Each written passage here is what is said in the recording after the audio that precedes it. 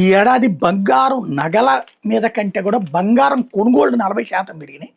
కానీ బంగారం నగల మీద కాదు పెట్టింది, బంగారం ముడి బంగారం కొన్నారన్నటువంటి లెక్క తేలుతోంది. కేర్ ఎడ్జ్ రేటింగ్స్ సోమవారం విషయాన్ని వెల్లడించింది. మన దేశంలో 2025లో బంగారాన్ని పెట్టుబడుల రీత్యా కొనుగోలు చేయడం 40% పెరిగిందట. ఇంతకుముందు ఇది 30% ఉండేది. మిగిలిన 70% బంగారం ఆభరణాల రంగానికి వెళ్ళేది.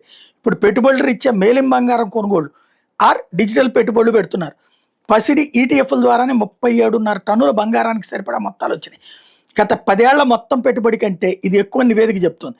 26-27లోని మొత్తం బంగారు వినియోగంలో పెట్టుబడుల గిరాకీ 35-40% ఉండొచ్చని అంచనా వేస్తున్నారు. 2026లోను బంగారం ధరలు అధిక శ్రేణిలో కొనసాగుతాయని లెక్క కడుతున్నారు. 2025లో ఆభరణాల గిరాకీ విలువ పరంగా వార్షికంగా 10% పెరిగి 4.8 లక్షల కోట్లకు చేరింది. అధిక ధరల వల్ల వినియోగదారులు తేలికైన తక్కువ క్యారెట్ల ఆభరణాలకు మొగ్గు చూపడంతో బంగారం అమ్మకాల పరిమాణం 15% తగ్గిపోయింది ఆభరణాలది. 25-26లో ఆభరణాల పెద్ద వ్యాపారులు 35% ఆదాయ వృద్ధిని నమోదు చేశారని అంచనా. 26-27లో 20-25% తగ్గుతుందని అంచనా వేస్తున్నారు.